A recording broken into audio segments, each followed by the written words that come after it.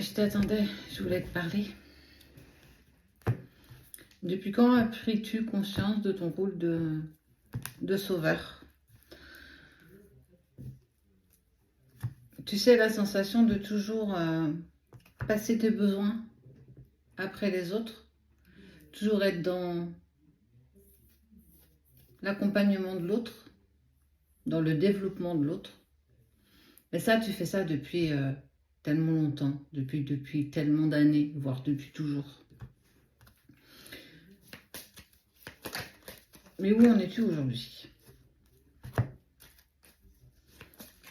Pourquoi vouloir toujours sauver les autres, indépendamment de toi?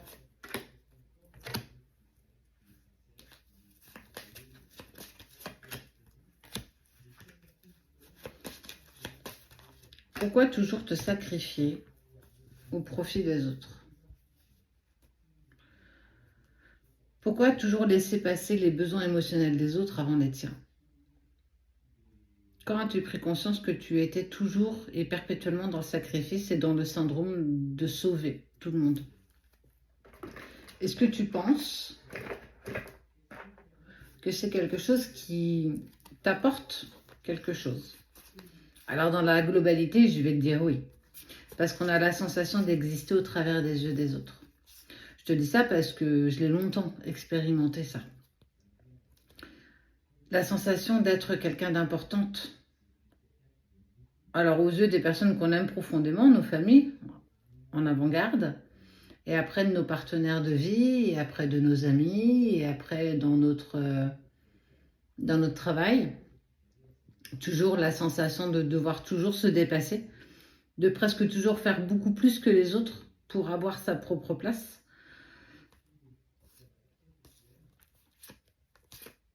Ce qui met en lumière ta dépendance affective. Regarde ce personnage qui se remplit d'amour en fait. Regarde, elle aspire des petits cœurs dans ce puits dans lequel elle se trouve. C'est dur de se sortir de ça.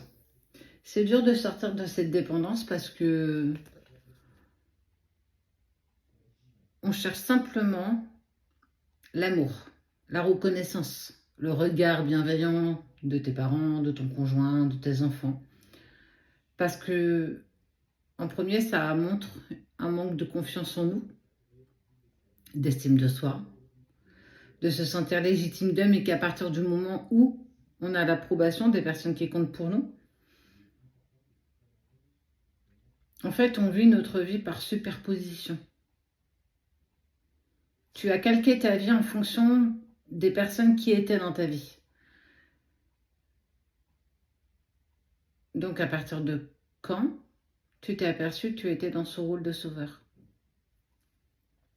Travaille encore ta dépendance affective. Apprends à t'aimer. N'attends pas qu'on vienne te montrer la route parce que personne ne te la montrera. Tu te sens coupable de beaucoup de choses. Tu t'es beaucoup blâmé.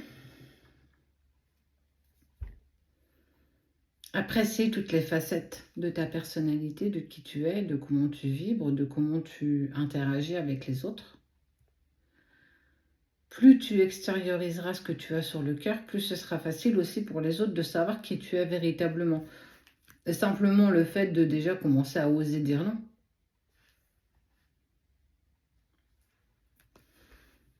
Même si parfois tu peux penser que sauver les autres est quelque chose de bon et que ça nous fait du bien,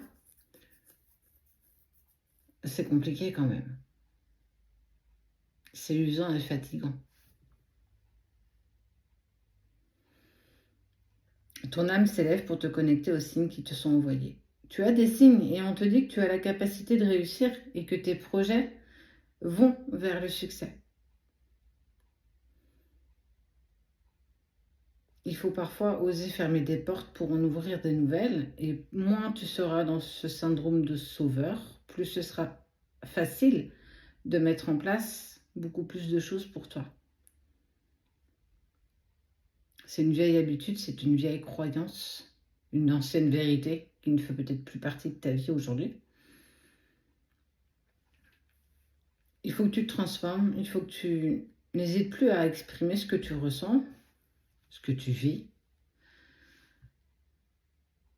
et apaiser tes propres besoins, apaiser les besoins qui sont les tiens, ne plus aller temporiser sur les besoins des autres, ne plus aller temporiser sur ce que les autres espèrent de toi,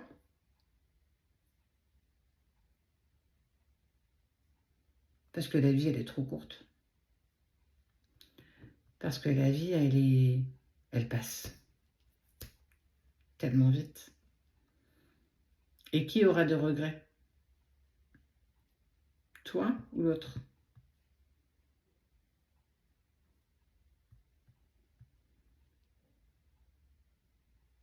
Accepter de prendre conscience de tes besoins, de tes attentes, de tes désirs, de tes envies. C'est accepter de vivre et d'être créateur de ta vie. Accepter de voir la réalité en face, la vraie, la tienne. C'est accepter tes parts d'ombre, mais aussi tes parts de lumière. Et accepter d'oser dire non, c'est aussi commencer à te respecter. Alors on y parvient, tous les jours un peu plus. Des fois c'est plus facile, des fois c'est plus compliqué. Parce qu'on n'a pas envie de décevoir, on n'a pas envie de blesser. Et quand on a souvent fait dans le sens des autres, on ne sait plus comment ça fonctionne. On ne sait plus comment ça marche. Et que pour le coup, oser dire non, c'est se sentir coupable de pas accepter ce que l'autre nous demande, mais parce que fondamentalement, il t'a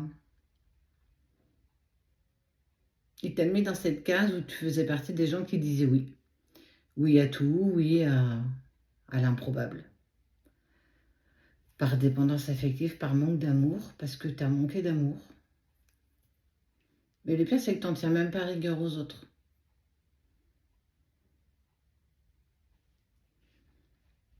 Mais il est temps d'arrêter de te blâmer. Accompagne-toi. Et cesse de te sentir coupable de choses dans lesquelles tu n'es pas responsable. La réussite est au bout de tout ça. Encore faut-il que tu y crois toi. Et que tu commences à exprimer ce que tu ressens. Regarde ce joli rayon de soleil. En tout cas, si tu n'as pas osé prendre cette route, il n'est jamais trop tard pour la prendre.